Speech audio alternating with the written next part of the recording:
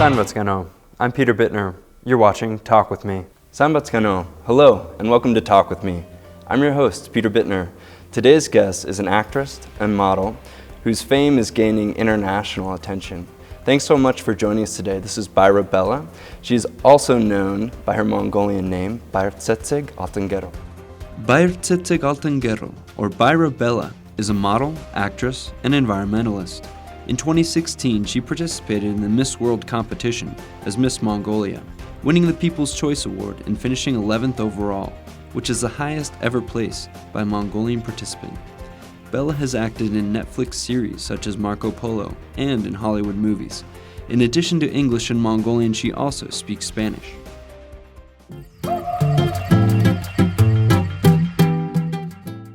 Thank you so much for joining us today. Thank you so much for inviting me. Yeah, it's a true pleasure to have you here. You were on our show a few years ago, but you've done so much since then. We wanted to have you back. Thank you so much. I mean, I remember I was giving the interview 3 years ago, I guess. Mm-hmm. And it's good to be back at the studio. Yeah, no, it's a pleasure. A lot has changed. Certainly, certainly. But let's start at the beginning, because we didn't get a chance to chat then about some of the ways in which you got into modeling first. And tell us, how did you begin your career? Well, definitely, I was not really thinking of like becoming a model or whatever, but I just finished my high school and then just started my university, and there was one model agency just moved next to my apartment, and then every day I used to pass by that model agency, and I was like, that's very nice, maybe I should take some classes. And then one day I remember I went inside, and I really liked the interior of the agency, and then everybody were super friendly, and lots of beautiful girls were passing, and I was such a kid, so I was like, I would love to take some classes. And then that's how I started, just for curiosity. But generally, I personally think modeling gave me a lot of confidence, self-confidence, and really helped me to understand my own strengths, power as a woman, and also helped me to develop some ability to express myself in public, in front of people, and helped me to talk without any fear in front of others. So I think there were a lot of advantages than like giving a work experience for sure. Yeah, it sounds like you gained a lot of life skills really through modeling when you started, gaining kind of confidence and presence, and those are useful in so many spheres, especially relevant to acting, right? Yeah, exactly. Yeah. Well, for me, modeling was kind of my basement to start acting, I would say. So since that very beginning, you've accomplished a lot. Obviously, being Miss Mongolia was quite an honor. We talked about that a little bit last time, but I'm really curious about how you slowly built your way into the pageant arena as well. Tell me about that. Well, also I never thought about like becoming Miss Mongolia. That was never my plan. Many people say that from their childhood they wanted to become Miss or whatever, but I was very nerd in my school. And what were you studying? Sorry to interrupt. I studied marketing, and before, even in high school, if you tell to my high school classmates that probably one day you will become Miss, they would laugh so hard. I'm ashamed of that. And I was nerd, and I wanted to become film director or astronaut, but when I finished my high school, I did not have that chance to pursue what I wanted to study, because my parents, they were quite convinced that nobody makes living by art, especially film in Mongolia. And then the high school that I used to study was more like specialized in mathematics and science. So they were like, why did you study 10 years in this kind of school if you wanted to become just artist or whatever? So instead I kind of pushed to choose some other career, and then I chose marketing.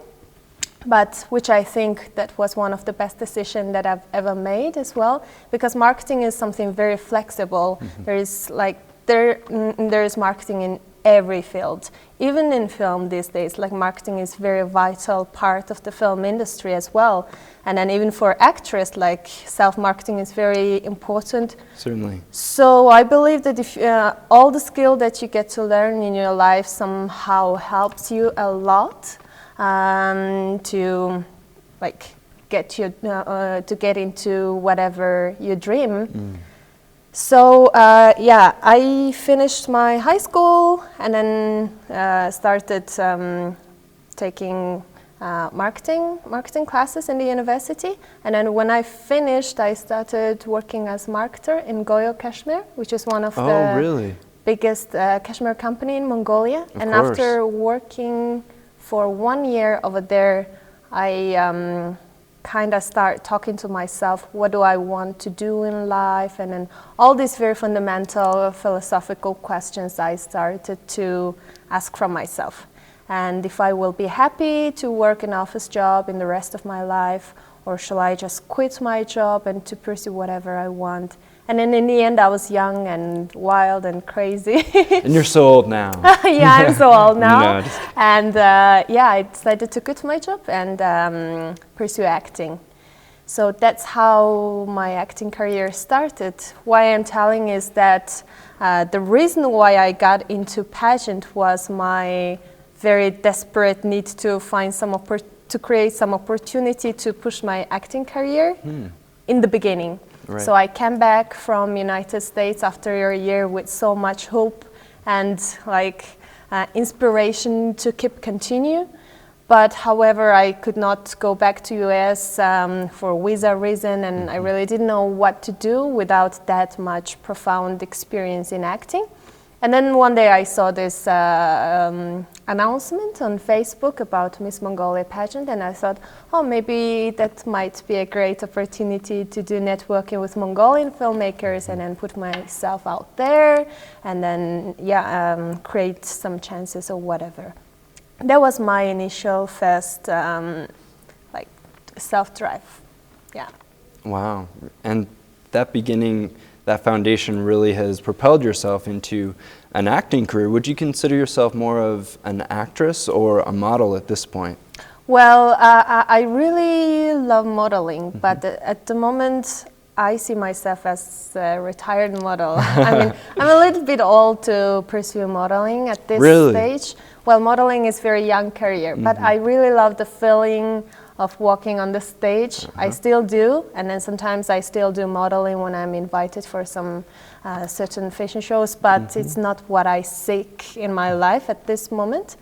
But I would consider myself as an aspiring actress still, that I want to develop myself educationally, professionally, in every possible way, and yeah.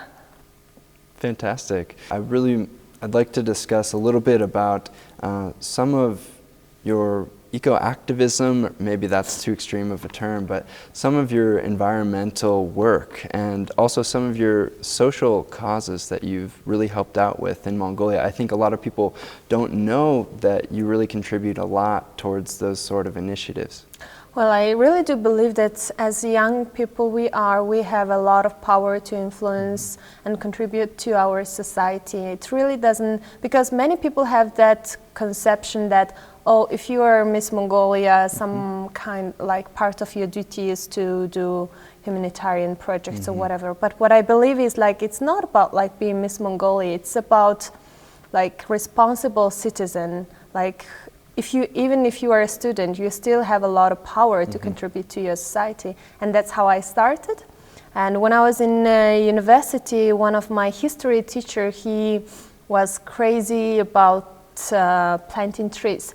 So during that time, we are talking about 2007, during that time we did not have that much like activities to do during the weekend for students. I mean, nowadays we have a lot of events and music events or self-development events. That time, usually people used to go to cinema or go to bar, like students. So my teacher, he first inspired 7 students, and 8 of us, we went to the countryside to plant like 30 trees in one Saturday, and then he was like using his own salary for that. So we kept going each Saturday to plant trees against climate change and desertification, because in Mongolia we have a lot of deserted areas. And then we started like telling about our cool event to my friends, family, and students, and other people in other universities. And then that kept going and increased much more volunteers. And now we have been like actively working and planting trees for 12 years, last 12 years, and we have over 4,000 volunteer members. And planted, I think, last statistic told us 900,000 trees all over Mongolia in a couple of areas. Wow. So that's amazing. So that's what I'm very like passionate about. I mean, at the moment, like it's quite difficult for me to like keep going each Saturday, but like we start planting our trees from May, and then we start watering them from July and August till pretty much the end of October. And from October, we create a team to raise sponsorship for the next year's planting project. So half year we pretty much just work on the paper. And then right now, as all the retired members, we just like try to participate as much as we can. Of course. And where can viewers find out more about that opportunity to volunteer? Yeah, exactly. If I'm sure there are many people who would be interested in joining this planting trees activities. I am. Yeah, which will start from May, and then every Saturday at 9 o'clock we go from in front of the drama theater, and then we come back at 6 p.m. So we will provide lunch and transportation. What you have to do is just bring yourself, and then be happy, and then be energetic, and be able to work the full day in planting trees and watering trees. And it's a lot of physical work in the end. And you can go to Facebook page called My Club Eco Community, and then just type My Club Eco Community, and then there you can find huge like line of information. Yeah. Excellent. All right. I hope everyone goes out and does that. Yeah, I hope so too. Yeah, that'd be nice. And you've also been involved as an eco ambassador too. And is that the same type of work, or is that a separate project that you've been involved in? Yeah, this is a separate project. So the reason why I started working with UN Red Plus project is partially I had this involvement with my club for many years. So part of my time, like I work with eco projects, but as well because of Miss Earth Miss Earth pageant, they were interested in working with me. So what happened was Miss Earth 2015 was organized in Austria under the theme of climate change, and that was partially sponsored by UN. I see. UN. So the winner was supposed to be the spokesperson for UN for 1 year and stuff like that.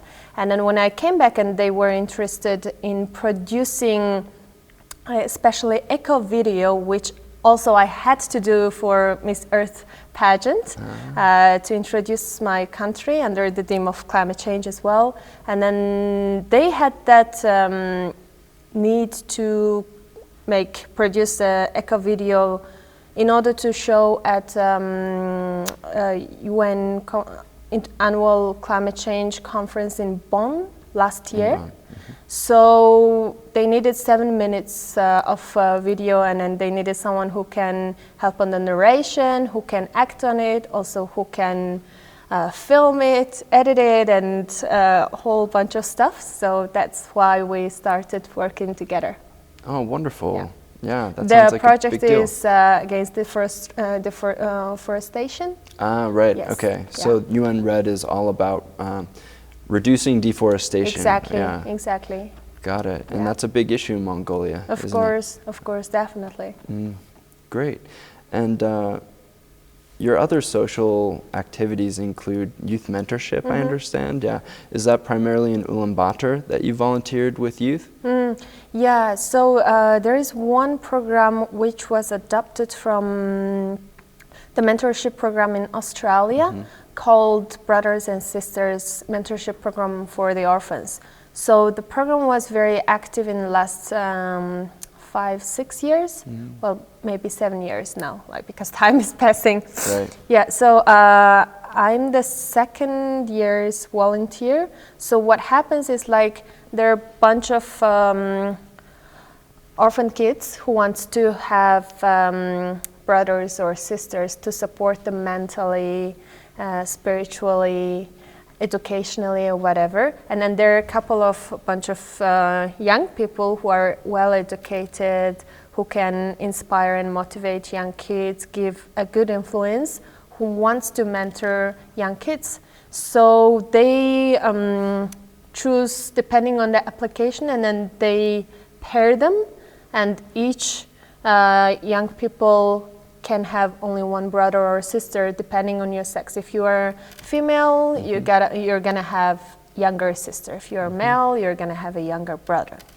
And the idea is you get to meet with them weekly, and then you have to check, like, what's going on there in their life, and then if they're, like, doing their homework or whatever, what do they want to do in the future, and then you kind of have to guide them to become a role model, right? Because there's a lot of issue in Mongolia, especially, I mean, I believe it's not only in Mongolia, not just all in around. Mongolia, certainly not. Yeah, exactly. All around the world. For those kids who got raised in orphanage, it's kind of like you cannot really live independently, even you get out of the orphanage center when you turn 18, right? Because the state is no longer responsible for those kids when they turn 18, and then they have to live by themselves in the society. But they lack of those skills to communicate with other people, or, like, I don't know, to make a good decision, because they don't have that, like, support, they don't have that role model who they can get some guidance in their life. Right. Like, usually parents, they do that role in our course. life, right? But it's very difficult if we don't have anyone, so we try to fill that role.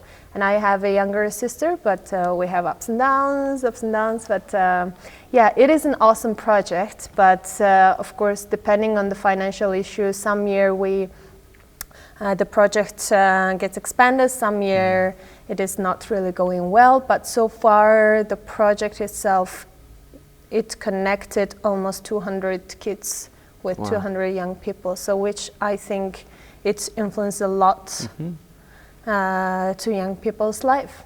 Yeah, every kid counts. Exactly. Yeah. When did you start getting involved with that again? 2013. 6 years. For a while. Yeah, 6 years Wow, ago. that's wonderful. That's similar to Big Brothers, Big Sisters in the U.S. There's a few other organizations I know of that do fantastic work like that. Yeah. Again, what's the name of that organization here if people want to reach out and Yes, this get in is touch? called, well, the translation is Brothers and Sisters, but in Mongolian it is A.Г. Excellent. I hope people reach out and get involved in that as well. Yeah, of course, you can also check A.Г. on Facebook page. Excellent, excellent. You know, I want to hear about some of your more recent work, especially maybe one of your most recent big breaks, in Hollywood film with action hero legend Steven Seagal. Yeah, tell us a little bit about your role there and you know how that went. Tell us more about the project. Yeah. Of course, it was definitely a very wonderful experience, and the film takes a long time. So the attrition came out last December, I think, but we filmed a year and a half ago in Thailand. Oh, wow. So still, like, I feel like, oh, it's very old, but it came out quite recently. It's still recently. It's quite recently, and then it was very wonderful experience that I got to work with very experienced, well-known actors all around the world. And Mr. Seagal, he wrote the script of that film, which was much more special for him and for me as well. And we got to spend 1 full month in Thailand in very wonderful locations. And some of the actors were the actors that I grew up watching their film as well, like Rudy Youngblood of Apocalypto of Mel Gibson, and then some action heroes of China. And that was a very wonderful experience. That's amazing, yeah. And you were there shooting for 1 month is all? Yeah, I was there for 1 month, entirely 1 month, because, I mean, I had only, I don't know, like 10 scenes, but 10 scenes is that's a lot, especially yeah, with Mr. Segal himself. Yeah, congratulations. I was his assistant. I was a nurse, so unfortunately I don't kick ass. But that's okay. Maybe next time around. Maybe next time. I would love to. Sure. But yeah, all of my scenes with were with Mr. Segal, which I got to learn a lot from him as well.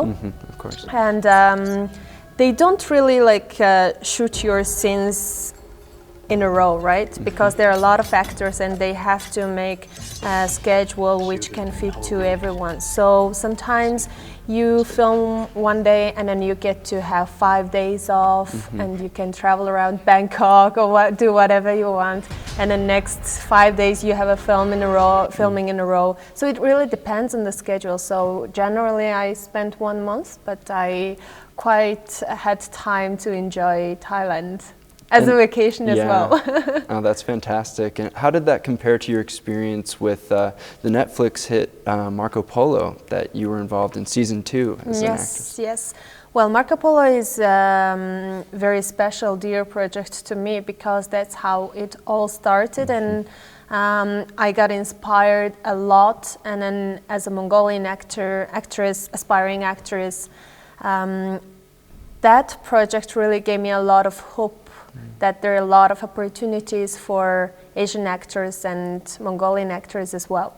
So I got to spend even more longer time with Marco Polo, almost 3 months, and then we were filming in Hungary, Slovakia, and my part got filmed in Malaysia. Great. And then that was the 25th anniversary of my parents, so I brought them to Malaysia, and then they got to see me on set filming with actors they like. Wow. And then, so that was very special, and I made a lot of friends that we still keep in touch at this moment, and it is very, very, very special project for me. And then generally I think Mongolians, it was very influential and beneficial to Mongolian artists, Mongolian culture, and for the country as well. It's like a huge promotion of our history to the world. Of course, there are things which is not 100% true in the history, but in the end, it's not a documentary film. Of course not. It not. is like serious. It has to be interesting, adventurous. So definitely, they changed some like parts, but they really tried so hard to make it real, authentic Mongolian. Feeling. So they brought a lot of Mongolian artists, dancers, horse fiddle artists, musicians, long song singers, actors, extras, and I think it was a really cool project. Yeah, it sounds like it. And have you been working on any projects recently in Mongolia here that you'd like to share with our viewers? I understand. I mean, I've seen you in a few commercials and probably some ads recently. Do you want to talk a little bit about some of that work? Sure. Well, this year I have 3 Mongolian projects that I just finished filming recently, and one of them is child feature film. And then the other 2 is more like festival indie film. I had to spend 1 month and a half in Holt last June to film the film called The Cuckoo. And the other film we just finished filming, Gobi Altai, in October. We also spent 1 month there. And especially the last film, it is a very special film for me because I portrayed the lead role, and then it was quite hard for me to portray that role because it was very, very challenging role in every possible way. And the film is called Blue Destiny. Blue Destiny. The script is inspired, and the film is based on very famous novel which won the State Prize in 2004 by very famous Mongolian author called Norov. And we call it Huchtevling in Mongolian. Huchtevling. That must be Mongolian language production as well, correct? Yeah, exactly. Great. But we are planning to send it to international film festivals when it's when we finish the post-production.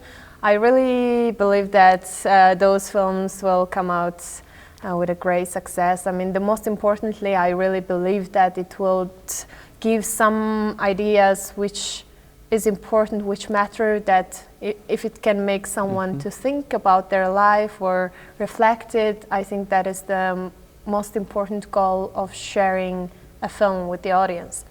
And this is a film about, I mean, I'm not gonna spoil that much.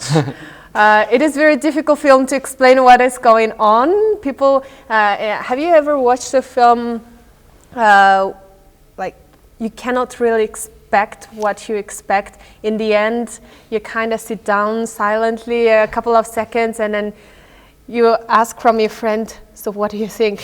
What happened? Right? And then I think that happened, and your friend thinks a little bit different way. Right. And this is this kind of film, and which I love the most, because it's not like fully commercial that you can expect how it's gonna end. That sounds intriguing. Yes, exactly. And is there a date for which that will come out yet? Well, at the Premiere? moment there is no fixed date yet. And then, but I think the children movie will come around spring, and probably the other two spring or summer, or who knows when. Right. Yeah.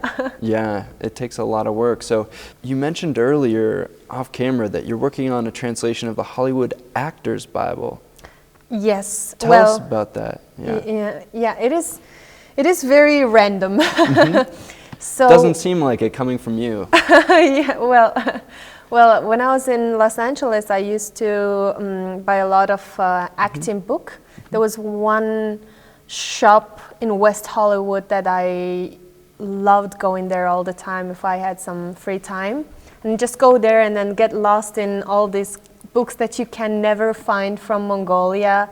And then there's a nice coffee shop next to that shop, and then so just you buy the book and then you just keep reading and having a coffee in very sunny LA. That was my favorite thing to do. So there were a couple of books that I dreamt of translating into Mongolian one day. Because what happens is, especially in Mongolia, of course we do have a lot of textbooks in acting, but we have a lot of Russian old Soviet books, and if the student wants to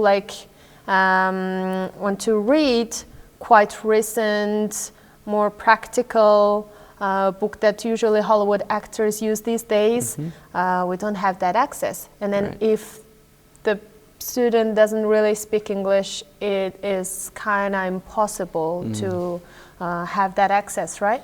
So I was thinking of translating the book called The Power of the Actor by Ivana Chubik, which is one of the premier acting coach in Hollywood, not only in LA but all around the world. And she is the acting coach of Halle Berry, Gerard Butler, Charlize Theron, and a lot of Oscar-nominated and Oscar-winning actors, and then a very lovely lady. So I was a little bit concerned about the book translation, right? Because it is very expensive, and then how I'm gonna pay that for the book, which is not gonna make that much profit in Mongolia, because it's very specific topic, right? Only those aspiring actors or students or artists will buy that book. And then one day I just sent random email about Mongolia, about my inspiration, that my dream to translate her book to her website. And I didn't really expect to receive a reply, but I did. Wow. A week later, and then apparently she was very interested in Mongolia. She thought that Mongolia was a very exotic country that she would want to visit someday, and then she offered me, well, if you really want to publish that book, don't worry about the money, because it was never about money for me, and then I want to share my technique to all around the world, and then translate it, and if you publish it, I would be happy to come personally and do a workshop, and then she's coming in May. Wow, Yeah. you're kidding me. Yeah. Oh my goodness, congratulations. Thank you. That's a big deal. That is a really big deal, and then I'm really happy about that. My goal is like in each 2 years or whatever possible, I want to keep like translating more books, and then maybe in 10 or 20 years, the library for Mongolian filmmakers and artists, actors, it will be quite big list of great books. And I mean, I think it is something that I can contribute to the development of film industry as young artist. No doubt. Yeah, that's amazing. Thanks again for coming on the show. It's been a pleasure to have you, Bella. Thank you so much for inviting me. Yeah, so that was actress and model and former Miss Mongolia, Bella. And I'm your host, Peter Bittner. You can watch this episode and many others on our YouTube channel, Star TV HD. You can also connect with us on Facebook at Talk With Me, Star TV Mongolia. We really hope to see you here again next time. Thank you. Bye.